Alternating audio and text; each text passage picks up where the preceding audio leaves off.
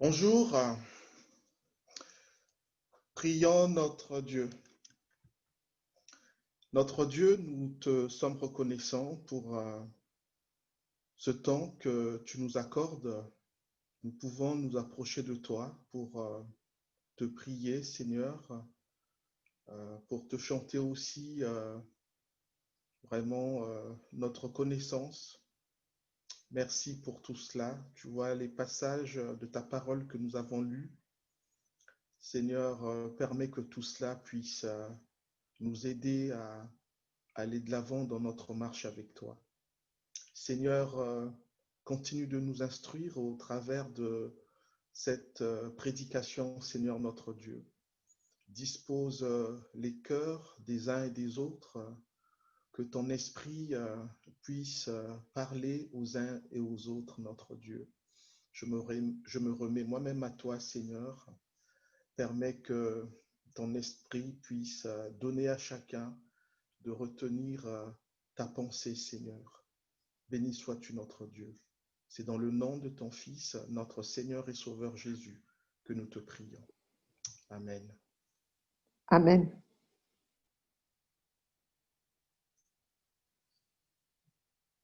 Je vais partager mon écran.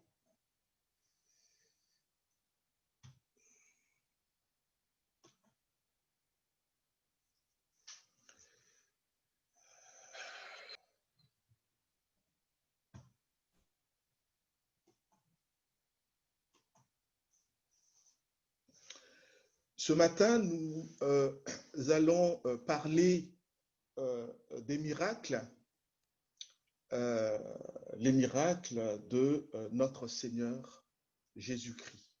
Et nous baserons notre méditation sur le passage de Matthieu, chapitre 8, les versets 14 à 17. Il faut savoir qu'à la base, tout ce que Dieu avait créé dans ce monde était parfait. Lui-même le confesse lors de la création, suite à sa création. Il dit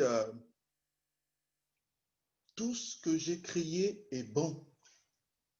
Dieu considéra tout ce qu'il avait créé. C'était très bon.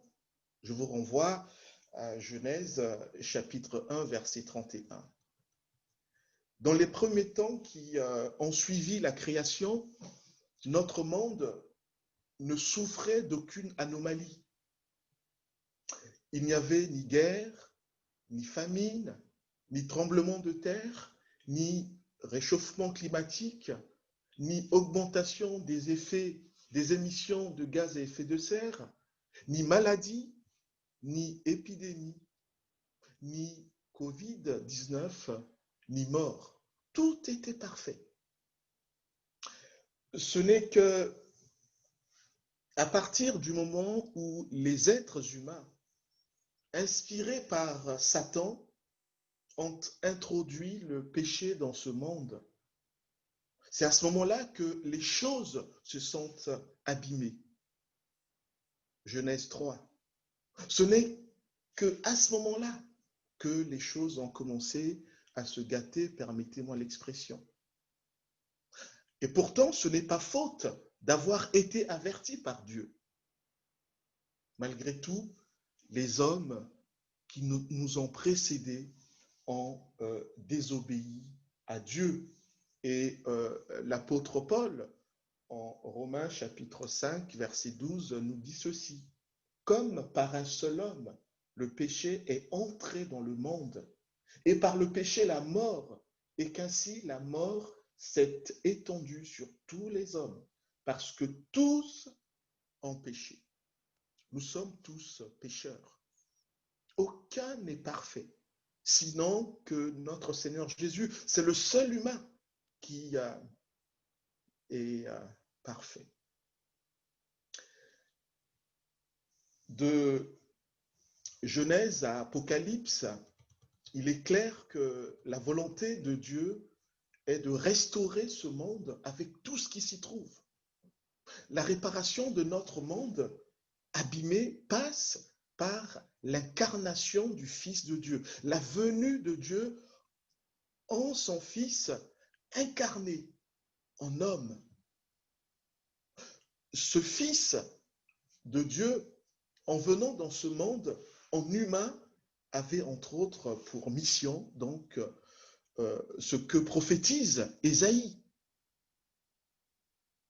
L'Esprit de l'Éternel, dit Ésaïe, l'Esprit du Seigneur est sur moi, car l'Éternel m'a oint pour annoncer aux humiliés une bonne nouvelle.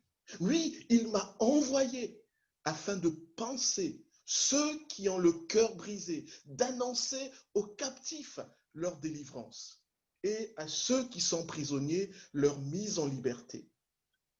Ésaïe 61, verset 1. On aurait pu lire cette autre promesse de Dieu que rapporte toujours le même prophète. Ce jour-là, s'ouvriront les oreilles des sourds et les yeux des aveugles. Et alors, le boiteux bondira comme un cerf. Le muet criera de joie, car des eaux jailliront dans le désert et dans la steppe, des torrents couleront. Ésaïe 35, les versets 5 à 6. Les miracles que Jésus a opérés lors de son ministère terrestre, à savoir les miracles sur la nature, les guérisons, les exorcismes, sont un accomplissement de ce qu'avait prophétisé Ésaïe. Mais la question que nous pouvons souligner, pourquoi est-ce que le Seigneur a accompli tous ces miracles? Nous allons le voir plus tard. Retenons déjà que lorsque l'on parle des miracles dans nos églises, cette question a parfois été le sujet de discorde entre frères et sœurs, de même union et d'unions différentes. Les uns trouvant qu'il ne faille pas insister sur cette question, les autres, au contraire, jugeant qu'il convient de donner une place non négligeable au miracle. Où se trouve la vérité entre les deux positions? Où devons-nous mettre le curseur? Où se trouve le point d'équilibre? Je vous propose donc la méditation d'une partie du livre de Matthieu.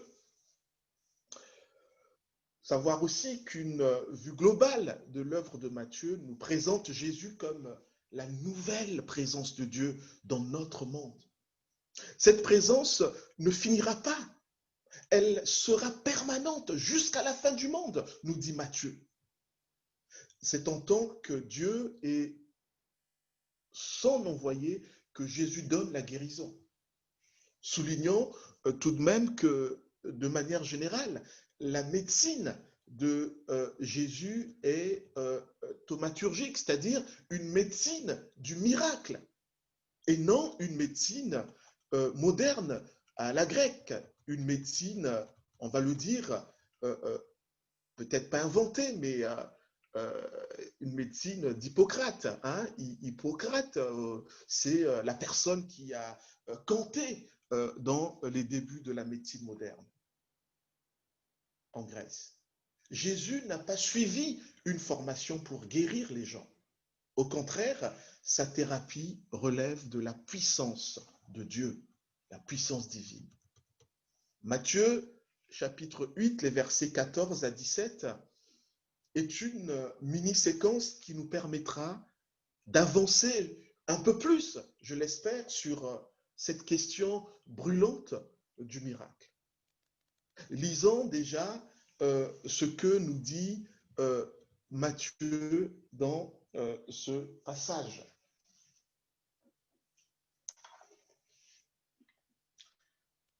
Je lis dans la version du Semeur. Donc Matthieu chapitre 8, les versets 14 à 17. Jésus se rendit alors à la maison de Pierre. Il trouva la belle-mère de celui-ci alitée avec une forte fièvre. Il lui prit la main et la fièvre la quitta. Alors elle se leva et le servit. Le soir venu, on lui amena beaucoup de gens qui étaient sous l'emprise de démons. Par sa parole, il chassa ces mauvais esprits. Il guérit aussi tous les malades. Ainsi se réalisait cette parole du prophète Isaïe. Il s'est lui-même chargé de nos infirmités. Il a porté nos maladies. Jusqu'ici, la parole de notre Seigneur. Ces 4 versets que nous venons de lire sont encadrés par une série de miracles qu'opère le Christ. L'épisode sur lequel nous méditons ce matin est d'une part précédé par la démonstration de la puissance de Jésus sur la maladie, guérison de la lèpre et de la paralysie, et d'autre part suivi par la manifestation de la puissance du Christ sur la nature, ainsi que sur les forces démoniaques et sur d'autres maladies, sans oublier sa puissance de pardonner. Voilà le contexte de ce passage que nous venons de lire.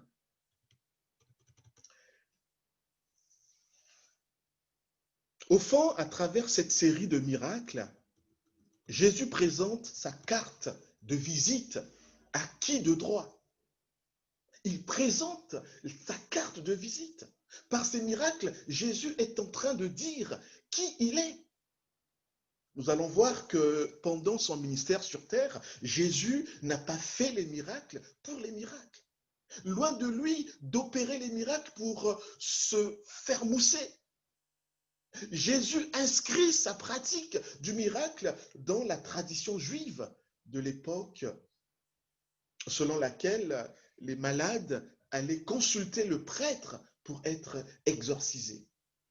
Malgré tout, à minima, cette société connaissait également une médecine moderne à la grecque, comme on peut le voir dans l'épisode de cette dame qui, pendant 12 ans durant, perdait du sang.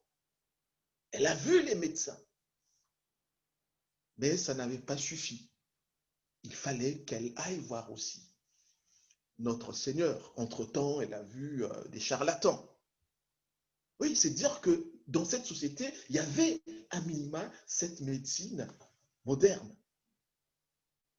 Le temps qui m'est imparti ne permettra pas de traiter la question du miracle dans son ensemble. Par conséquent, je n'aborderai que le miracle dans le contexte de la maladie. Donc, les malades à l'époque de notre Seigneur Jésus-Christ.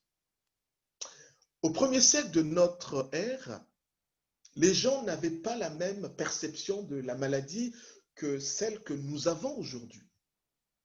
D'ailleurs, même de nos jours, d'une culture à une autre, la manière de percevoir la maladie varie.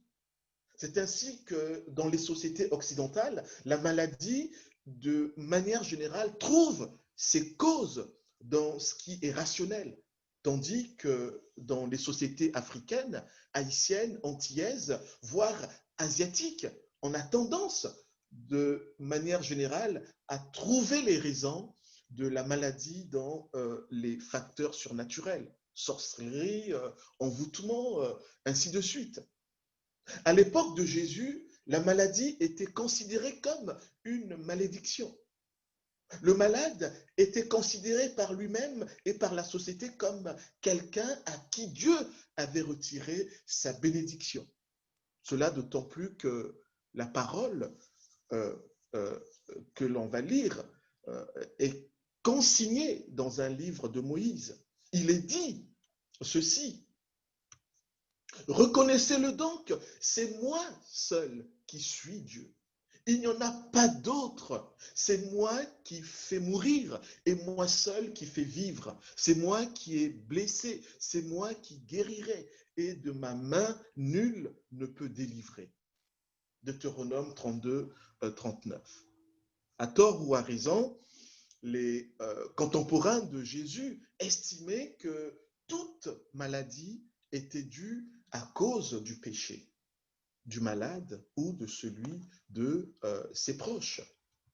Dans la culture de l'époque de Jésus, la maladie, le malade était exclu de la société, car il était perçu comme abandonné par Dieu. Les malades étaient dès lors facilement stigmatisés, voire ostracisés par la société. Ils étaient exclus. Cette exclusion remonte déjà à l'époque de Samuel, sinon bien avant.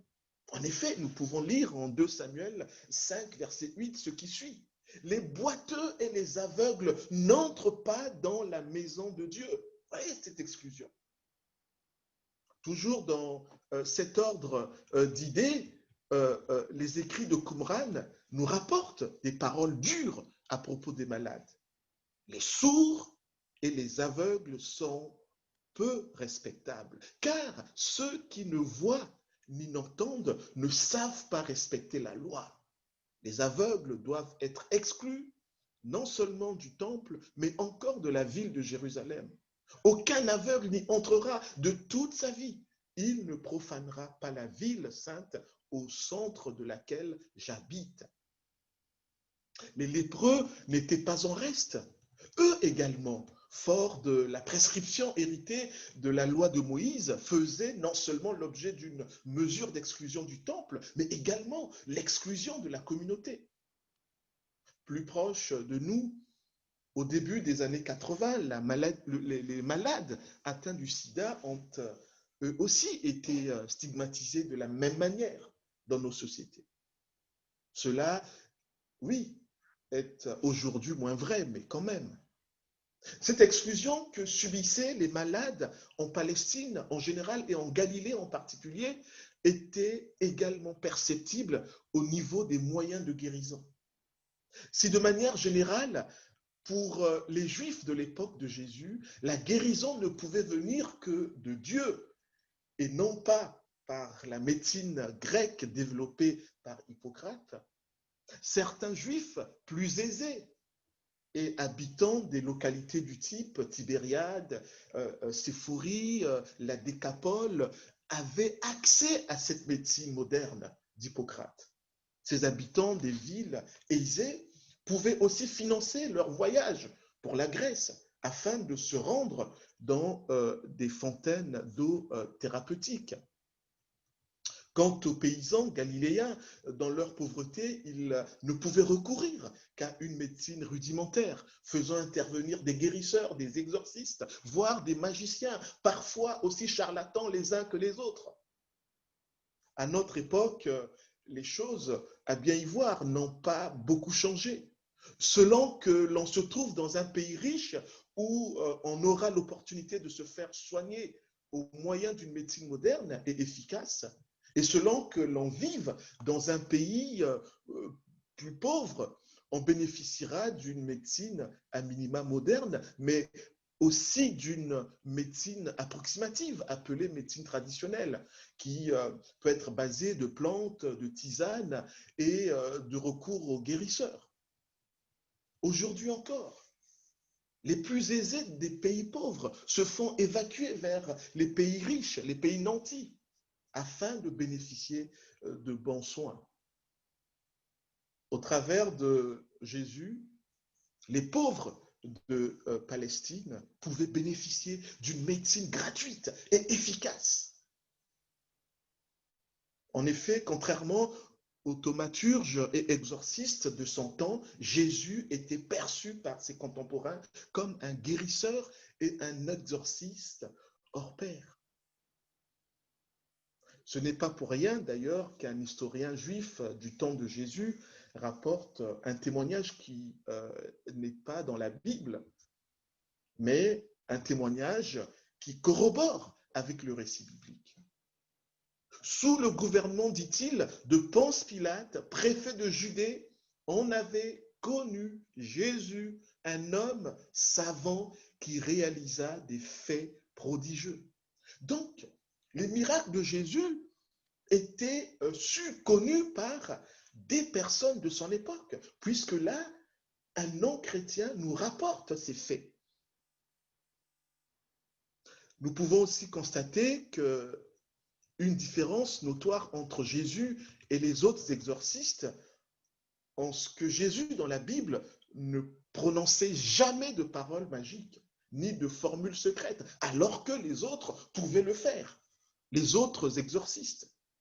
Il n'avait aucunement prononcé d'incantation mystérieuse. Jésus avait un tout autre style pour guérir. La guérison chez lui découlait par l'autorité de sa parole. Jésus pouvait être aussi tactile pour guérir, c'est-à-dire qu'il guérissait par le toucher ou l'imposition des mains. C'est par lui-même que Jésus guérissait, même pas au nom du Père. Par ailleurs, Jésus, contrairement aux autres, ne guérissait pas pour de honteuses raisons financières. Il était frappant de voir aussi que Jésus n'avait jamais utilisé son pouvoir miraculeux pour punir ou châtier, sauf dans l'épisode du figuier maudit.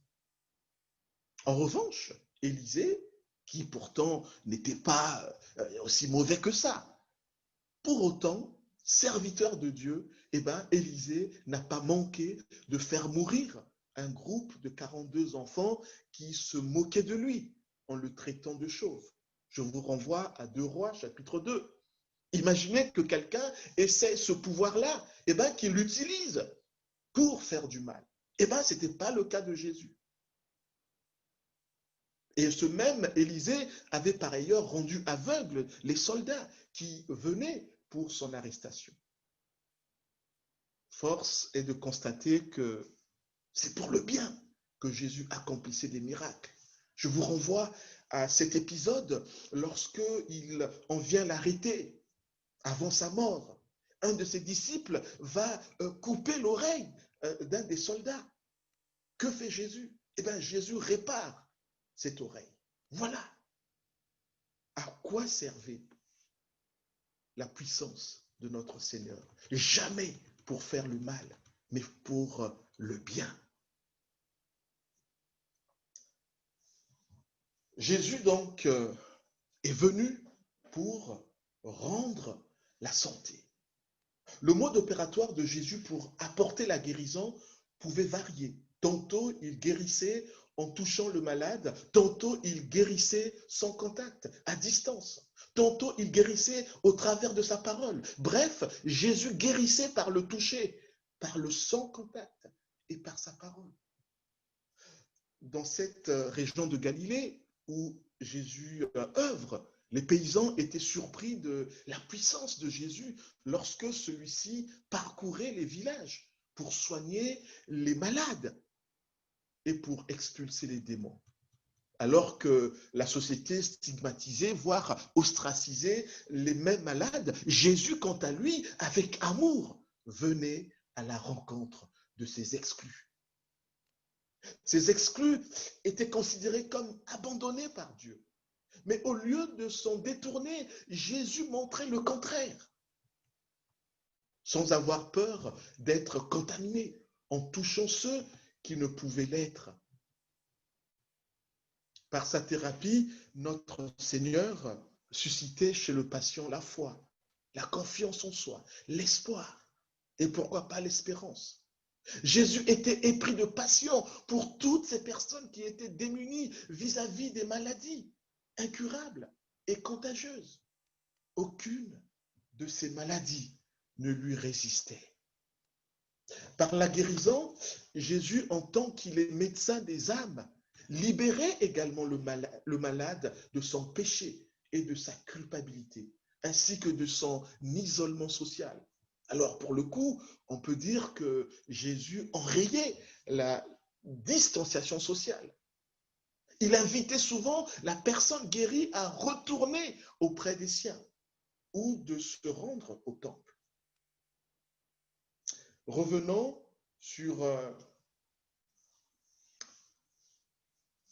à notre texte de ce matin, à savoir Matthieu chapitre 8, versets 14 à 17. Jésus se rendit alors à la maison de Pierre. Il trouva la belle-mère de celui-ci alitée avec une forte fièvre. Il lui prit la main et la fièvre la quitta. Alors elle se leva et se mit à le servir. Le soir venu, on lui amena beaucoup de gens qui étaient sous l'emprise de démons. Par sa parole, il chassa ces esprits mauvais. Il guérit aussi tous les malades. Ainsi s'accomplissait cette parole du prophète Ésaïe. Il s'est chargé de nos infirmités et il a porté nos maladies. La maison de Pierre était dans la ville de Capernaum, située dans la région de Galilée, au nord donc de la Palestine. Lorsque Jésus s'y rendit, il trouva là la belle-mère de Pierre alitée à cause de la fièvre qu'il habitait. Alors il faut savoir qu'à cette époque, il n'était pas rare que plusieurs générations de personnes vivent sous le même toit, grands-parents, parents, enfants. Il n'y avait pas de maison de retraite comme ce est aussi le cas dans de nombreux pays plus pauvres de nos jours. La France, d'ailleurs, a connu cette situation jusqu'au milieu du siècle dernier. Jésus guérit cette dame de sa fièvre. La puissance de Jésus sur la maladie de cette femme, guérison ici ne fut pas suivie d'une phase de convalescence. La preuve de cette absence de convalescence est qu'aussitôt guérie, la belle-mère de Pierre se mit à faire des travaux domestiques pour servir Jésus. Alors, pas que, certainement tous ceux qui étaient réunis dans cette maison. Souvent, on a dit que cette dame s'est mise à servir Jésus pour témoigner sa reconnaissance à Jésus pour l'avoir guéri. Et l'application qu'on en a fait est de dire, si Jésus te guérit, remercie-le en le servant. Ce n'est pas interdit de remercier Jésus toutes les fois qu'il nous vient en aide. Mais il me semble que ce qui pousse la belle-mère de Pierre ici à servir le Christ, c'est parce que dans cette tradition-là, il était tout à fait normal que le visiteur soit mis à l'aise en l'accueillant avec un verre d'eau, voire avec de la nourriture. On n'accueillait pas les gens à l'époque avec un journal comme cela se fait aujourd'hui. Par conséquent, même si cette femme n'avait pas été malade, eh bien, elle aurait fait ce qu'elle a fait à l'endroit de Jésus. Moralité, mes amis, n'attendons pas seulement que Jésus nous accorde une bénédiction pour nous mettre à le servir. Pendant que Jésus est dans la maison de Pierre, où il venait de rendre la santé à la belle-mère de celui-ci, on lui amena plusieurs personnes, c'est ce que nous avons lu, qui étaient sous l'emprise des démons. Dans son amour et sa miséricorde, que fait Jésus? Eh bien, Jésus les guérit tous, accomplissant ainsi la prophétie d'Ésaïe, chapitre 53, verset 4. Oui, il s'est chargé de nos infirmités et il a porté nos maladies. Ainsi, ici, Matthieu va lier le ministère de guérison de Jésus à une promesse messianique que l'on trouve chez le prophète Ésaïe.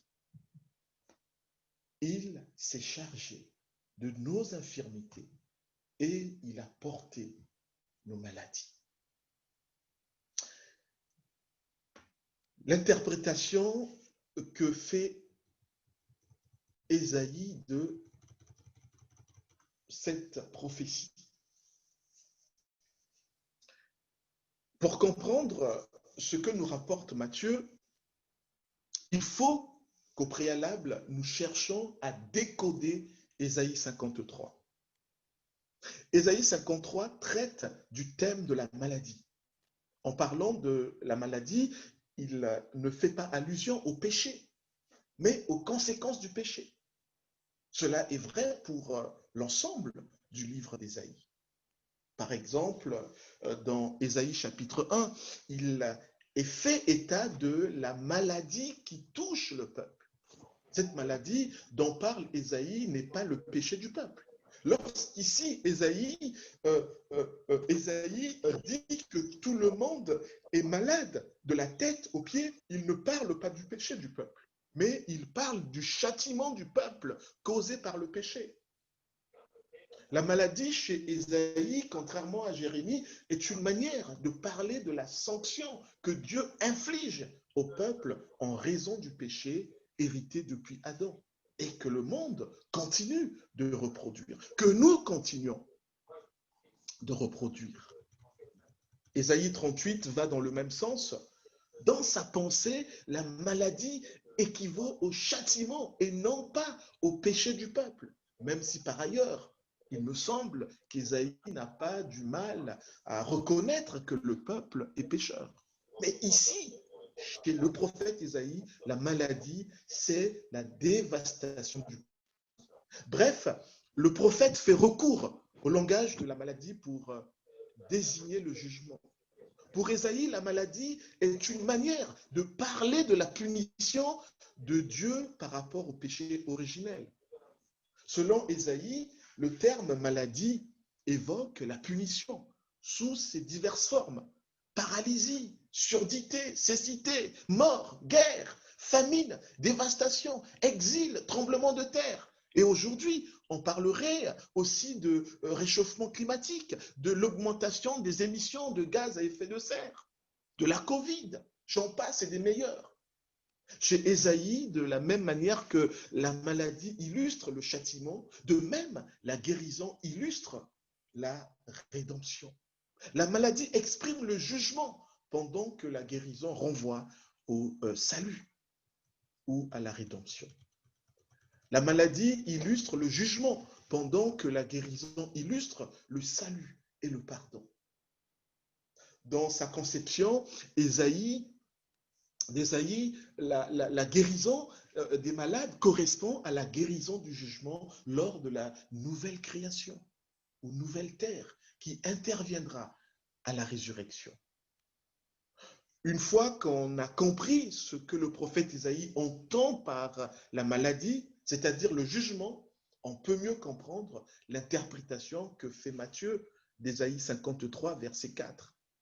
En effet, le but des miracles de Jésus en général et de ses guérisons en particulier ne se limitait pas à soulager les souffrances des malades et des possédés. Jésus a aussi donné à son activité de guérison une interprétation, voire un sens. C'est ce que Matthieu nous enseigne dans ce projet rédactionnel. Quelle interprétation Matthieu donc fait de ce qu'il nous dit ici? Que Jésus est venu porter nos maladies.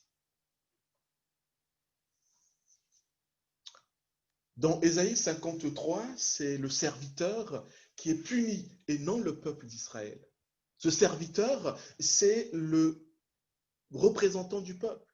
Ce représentant du peuple s'est chargé de leur maladie. Autrement dit, il a endossé, il a pris sur lui les conséquences du péché qui aurait dû retomber sur le peuple. Jésus a pris sur lui les conséquences de notre péché. C'est-à-dire que le châtiment du peuple est tombé sur le serviteur. Ce serviteur, c'est Jésus. Donc, Ésaïe annonce la mort à venir à la croix du Christ. Parce que nous constatons que l'évangéliste Matthieu abonde dans le même sens que le prophète Ésaïe. Lorsque Matthieu dit « Ainsi s'accomplit cette parole du prophète Ésaïe », il s'est chargé de nos infirmités et il a porté nos maladies. Certains comprennent que parce que Jésus s'est chargé, donc on ne peut plus être malade. Non, c'est parce que veut nous dire ici Dieu à travers son prophète Ésaïe et à travers son apôtre. Comment pouvons-nous le comprendre? Comment Matthieu peut-il dire que lorsque Jésus accomplit les miracles, se réalise ce qu'avait prophétisé autrefois Ésaïe sur Jésus, le serviteur souffrant? Comment Jésus peut-il, par ces miracles, se charger de nos châtiments ou punitions, alors qu'il n'est pas encore mort à la croix au moment où Matthieu l'affirme? En fait, ici, pour Matthieu, le miracle de Jésus représente le signe de ce que Jésus va accomplir à la croix. Le Christ nous a acquis la libération de tout châtiment et de toute colère de Dieu contre les péchés des hommes et des femmes que nous sommes. Toutes les fois que Jésus accomplissait un miracle, il annonçait qu'à la croix, il va se charger de tous nos maux, M-A-U-X, pour nous en libérer. À chaque fois que Jésus faisait un miracle, il pensait à ce qu'il allait subir à la croix pour nous libérer de la guerre, pour nous libérer de la famine, pour nous libérer des catastrophes naturelles, pour nous libérer de l'esclavage, pour nous libérer de la pauvreté, pour nous libérer du réchauffement climatique. J'en passe, des meilleurs. Dans la plume de Matthieu, tout miracle de Jésus est un signe qui annonce la croix. Chaque fois que Jésus guérissait un malade, il se disait, je vais mourir à la croix. En mourant pour mon châtiment contre mon péché, Jésus s'est chargé de toute maladie que je peux avoir. Il s'est chargé de mon accident de voiture. Il s'est chargé de ma mort. Tous les miracles accomplis par Jésus pointaient sur la mort à la croix, car c'est à la croix que Jésus s'est chargé de toute la punition qui devait retomber sur chacun d'entre nous. Pour Matthieu, les miracles de Jésus étaient une sorte de panneau indicateur qui montrait la direction de Golgotha, où Jésus sombrerait à la croix pour le salut de quiconque placera sa confiance en lui. Les miracles de Jésus sont pour la mort de Jésus à la croix ce que la bande-annonce est pour un film. Les miracles de Jésus annoncent sa mort. Les miracles de Jésus annoncent l'annulation de toute punition qui devait retomber sur chacun d'entre nous. La mort de Jésus nous libère de toute expression du châtiment. Même la terre sera libérée de tout châtiment. Grâce à la mort de Jésus à la croix, toutes nos maladies seront guéries tôt ou tard. Toutes les guerres cesseront tôt ou tard. La mort cessera. Tous les maux cesseront. Tous ces effets de la libération de notre châtiment acquis à la croix seront visibles lors de la résurrection au retour de notre Seigneur. Que faire de nos maladies aujourd'hui? Dans sa volonté, si Dieu le veut, s'il le souhaite, il peut nous guérir dès à présent. Cependant, pour le chrétien, quelle que soit l'issue de la maladie, le chrétien sera un jour libéré de toute maladie. Même si la maladie persiste, sachant qu'un jour, cette maladie disparaîtra, car Jésus a porté cette maladie à la croix, et cela sera évident au retour de notre Seigneur. Le fait que Jésus ait porté à la croix nos maladies ne signifie en rien que nous ne pouvons être malades aujourd'hui, ou que si on l'est, c'est que nous serions de mauvais chrétiens. C'est pas cela. C'est à juste titre que l'apôtre Paul nous interpelle lorsqu'il écrit « Si c'est seulement pour la vie présente que nous avons mis notre espérance en Christ, nous sommes les plus à plaindre des hommes. Mais en réalité, Christ est bien revenu à la vie et comme les premiers fruits de la moisson, il annonce la résurrection des morts. Ne perdons pas de vue que toutes les personnes qui ont été au bénéfice des miracles de guérison et de résurrection dans la Bible ont fini par mourir. Donc, ce qui importe, c'est de savoir que Jésus s'est chargé de tout mal à la croix, y compris de notre maladie. Et cela se verra clairement au retour de notre Seigneur. Avec l'auteur du livre de l'Apocalypse, nous disons « Puis je vis un ciel nouveau et une terre nouvelle, car le premier ciel et la première terre avaient disparu et la mer n'existait plus. Je vis la ville sainte, la nouvelle Jérusalem, descendre du ciel d'auprès de Dieu, belle comme une mariée qui s'est parée pour son époux. Et j'entendis une forte voix venant du trône qui disait, « Voici la tente de Dieu avec les hommes. Il habitera avec eux, ils seront ses peuples, et lui, Dieu, avec eux sera leur Dieu. Il essuiera toute larme de leurs yeux. La mort ne sera plus, Et il n'y aura plus ni deuil, ni plainte, ni souffrance, car ce qui était autrefois a définitivement disparu. Apocalypse 21, versets 4, 1 à 4. Ce que dit l'Apocalypse ici est possible parce que le Seigneur Jésus, lui, le juste, a porté notre jugement à la croix. De tout ce qui précède, j'ai tendance à dire que, contrairement à ce que pensent certains, Jésus n'a pas pris notre péché à la croix. Mais il a porté à la croix les conséquences de notre péché. Il ne s'est pas fait pécher. Il a pris les conséquences de notre péché. Autrement dit, Jésus a porté à la croix le jugement qui devait retomber sur nous.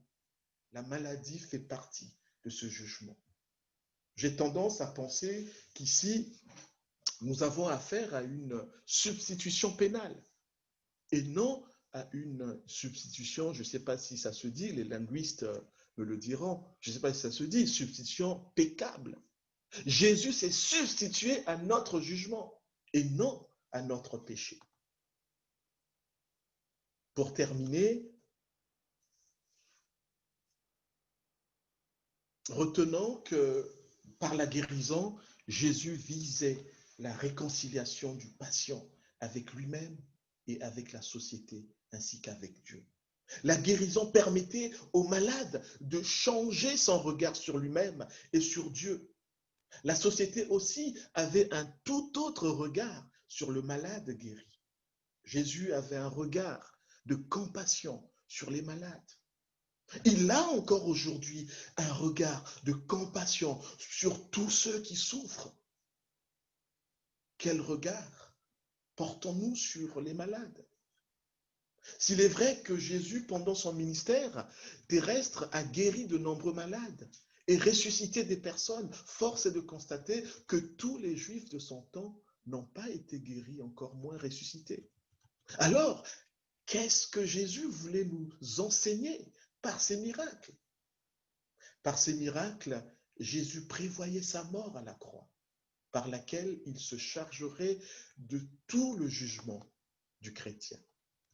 Par ces miracles, Jésus annonçait sa mort à la croix qui avait pour but de nous libérer de la mort, de la maladie, de tout, de toute catastrophe naturelle, de la guerre, du terrorisme, de la Covid, car il a porté tous ces mots AUX à la croix, MAUX.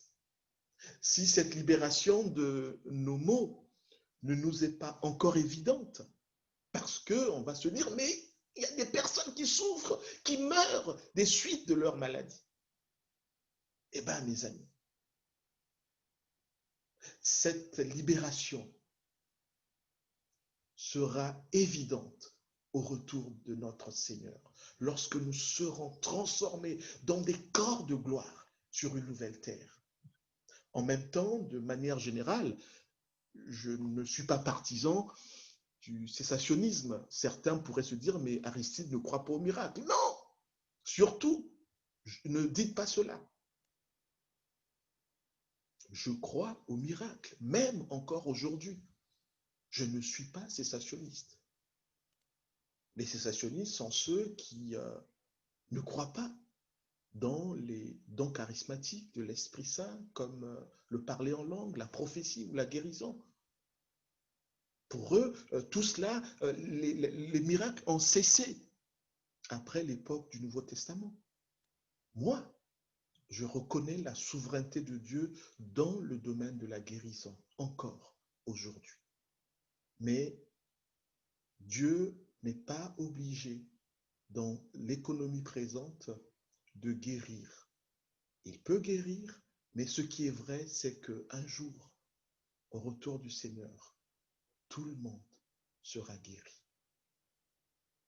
Que Dieu puisse nous encourager dans notre marche avec lui, quelles que soient les circonstances par lesquelles nous passons, qu'il y ait la maladie ou non. Amen. Amen. Amen. Amen.